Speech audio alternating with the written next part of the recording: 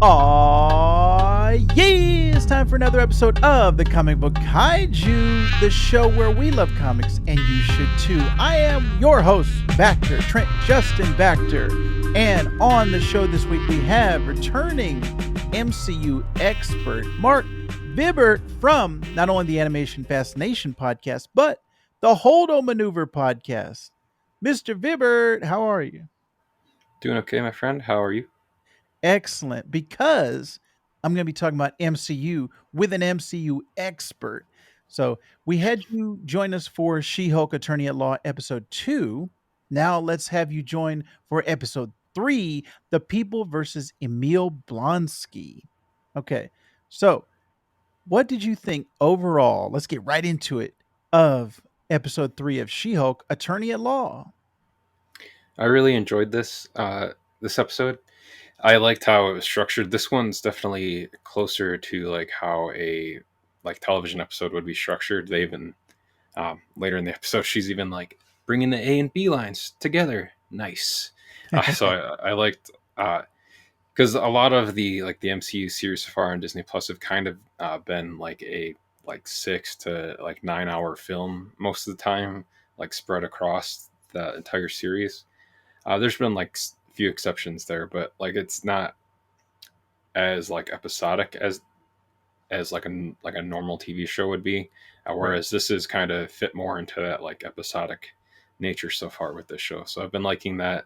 I liked the Wong cinematic universe continuing in this episode as well too.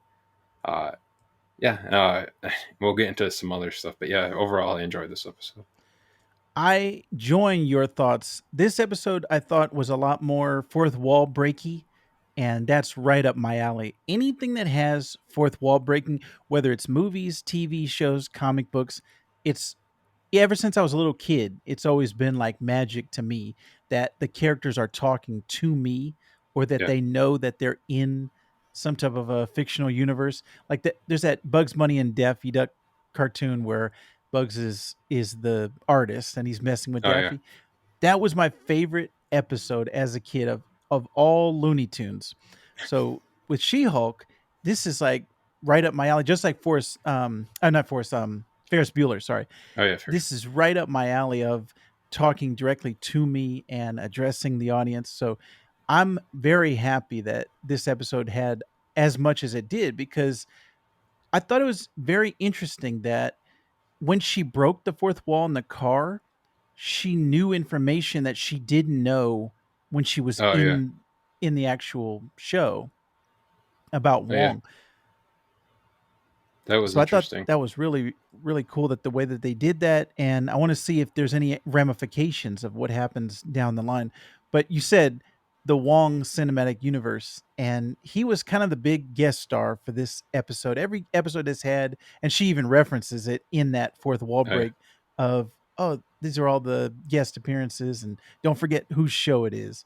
And so when Wong came in, I was excited because I love um, I was going to say Benedict Cumberbatch, Benedict Wong. I love him as It's an right there in the name. actor. The Benedict cinematic universe. Yeah. I love all the times that he's ever appeared in the movies and now in the TV shows. So seeing Wong on screen was great. Now, maybe as an MCU expert, you had a little bit more understanding than I did because I still do not understand why Wong was fighting with Abomination. Did this episode clear it up for you at all, or are you still lost like me? A little bit, but I also think that he's kind of making up Hmm. like where it's a lie that's based on a little bit of fact, where Ah, like part of that is true, like just because like of what we saw in Shang-Chi was like it seemed like that wasn't like the only time that they've done that, just oh because yeah. kind of like the conversations that, well, I mean, I guess we didn't hear Emil say anything in Shang-Chi, but like when they're kind of doing that whole fight, but yeah, I think Wong is kind of give it like a half truth of like that whole thing, because he already was the Sorcerer Supreme. He didn't Right. need to do that fight to become the Sorcerer Supreme.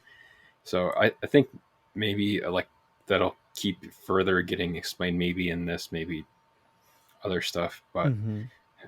who knows?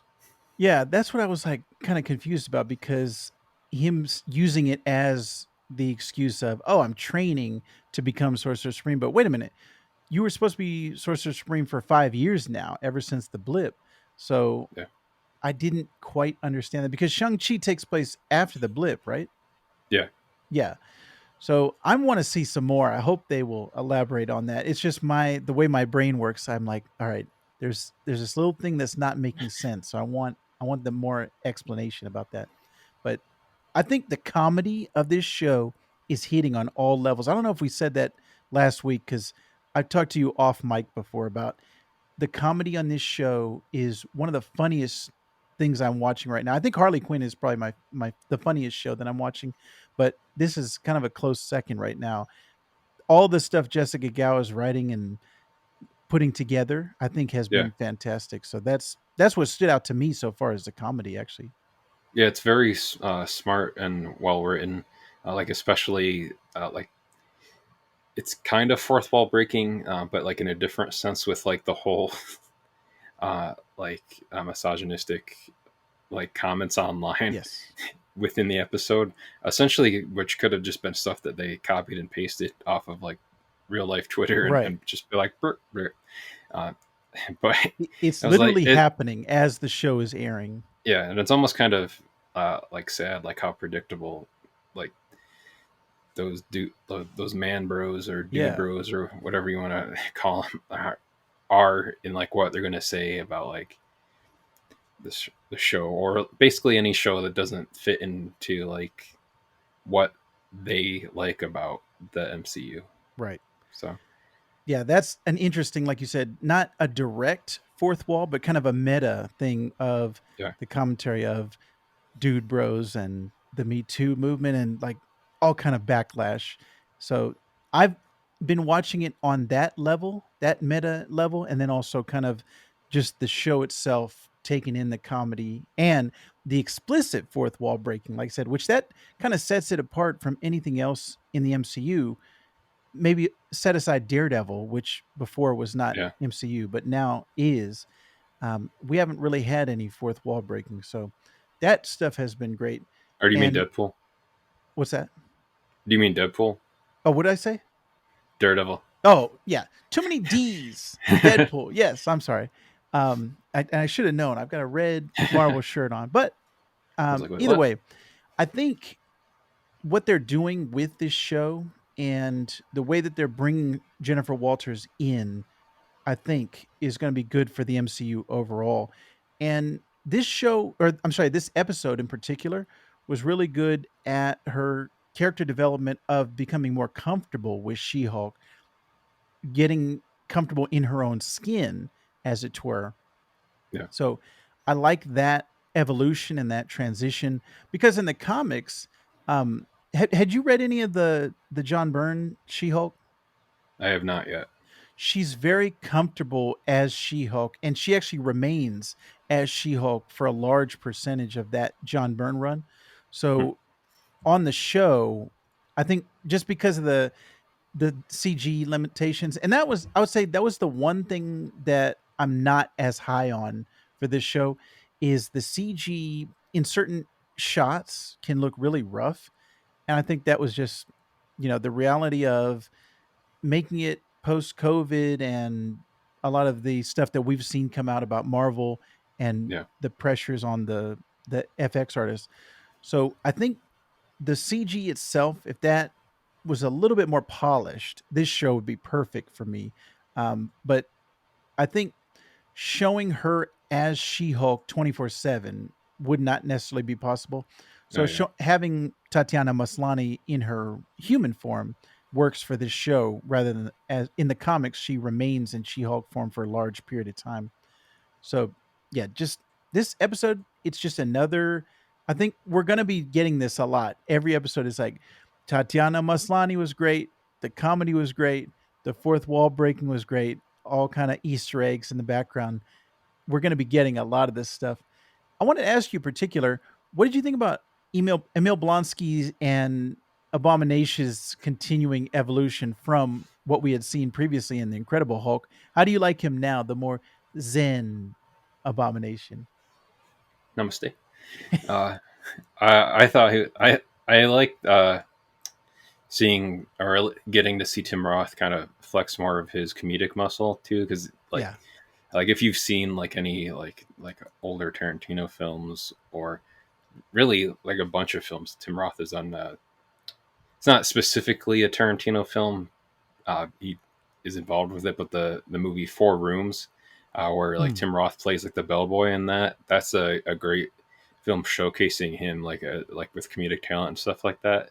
So I would recommend if anybody has enjoyed Tim Roth's kind of more comedic version of Emil in this to definitely check that out. But I like seeing him in his better eighths Yeah. in this too, so I thought that was funny. And I like kind of how like in the end credits to the this third episode they had uh, kind of like the aftermath of him with the whole case, with them like swooning after him in the release bus from the prison. Yeah, I kind of So wish the title cards were all new every week because we get some repeat ones that are kind of just setting up the show in general. But I like yeah, the ones that are specific to each episode. So that one for sure was a great one. And the Better Ace thing was great. And actually, we should probably point out on last week's show of the Comic Book Kaiju, I said that his pen pals were his cellmates. And I watched it with the subtitles and he said soulmates, not cellmates. oh So man, we were way off on the Thunderbolts. And what was the other theory that we had last week? oh, what was it? I think Masters of Evil. I think I Yes, that's said right. too. Yeah. Yeah, So we were way off. That was just a comedy bit of these women that he met, kind of like a cult in prison. or But were we they way were all off? And funny. there's more to the story. Oh, maybe we'll get some more. So yeah, all that stuff was great. Wong showing up at the last minute in prison was Oh, great. yeah, it's like jumps in through the Yeah. portal. What did she say? She had a line about like this guy's he has the power to Oh transport yeah, instantly, but he's always late. yeah. He's Kind of got like like a Barry Allen, Flash. yeah. He's got like a 2 second commute. Yeah, yeah. So all that stuff is great, man. I'm loving this show. Like I said, even from the first episode, this was like my top MCU show right now. As long as they stick the landing, I think this is going to surpass Loki for me. Have you been feeling it week to week? Has it been growing, or has it been kind of remaining level for you? How are you feeling about the momentum of She-Hulk? Uh, I think it's been kind of remaining level for me so far, just because I really enjoyed it right out of the gate, and I was already a fan of Tatiana Maslany. Um, Yeah. so I already kind of had that semi built-in bias, at least just for her, just from watching her and other stuff like Between Orphan Black, or she was actually in another lawyer show, HBO's Perry Mason Oh, uh, remake. nice. She was really good in that too. I think she actually made a joke in one of the press interviews she was doing for this show, where she's like, they can just use some like random clip from that and cut to it, and it'll be like it'll be like a cool meta joke, like be like, see, like there's me in another lawyer show.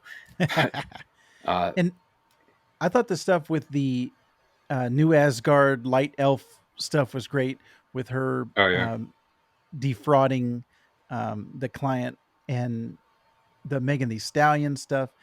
That whole storyline, and you talked about it, connecting the Ace plot line and oh the B yeah, plot line. I thought both of them were great. I loved both storylines, and having the actual Megan the Stallion show up was a funny appearance. And you had showed me there was a rumor before the episode that she oh was yeah. going to be making her MCU debut. Yeah. Oh, and then the other thing that I've been thinking was funny was the Josh the Segara plays Pug on that, and he got a kind of a little bit more of a spotlight in this episode. I made like a joke tweet. I was like, "Man, Josh Segara really loves the color green." Just between like he was a vigilante. I think we mentioned that last time too, but on Green Arrow. But then now he's like in a show with a green woman. So I was like, "Man, this dude loves green." I Yeah, liked maybe it'll his be in a Green Lantern something later. Oh yeah, that'd be funny. But I liked his like his whole like B storyline Yeah. with that douche that Mhm. that Jennifer used to work with. Yeah. And Yeah. there, like you said, there's a little bit of more Asgard in here as well, between the light elf, and then we had the wrecking crew show up. Yes. Or you kind of brought that up with like where she was like kind of getting more comfortable in her skin too. I liked that part where like where they go to jump her, and she like screams and whatnot, and then she's like, wait, and then she transforms into She-Hulk. Yeah. She's like, all right, let's do this. Yeah, that was great. And the very last shot of her seeing herself in the mirror was great. And I love that the Wrecking Crew are directly out of the comics. Like that was exactly how the Wrecking Crew are. And they have this mystery dangling at the end. Who is the boss? Who wanted to get her blood? Tony And Danza.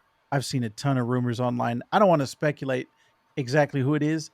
I just want to know. Tell me who it is. Tell me who the boss is. So It's hopefully we'll Tony see Danza. something in the next episode. The boss is Tony Danza. Ooh. That's who the boss is.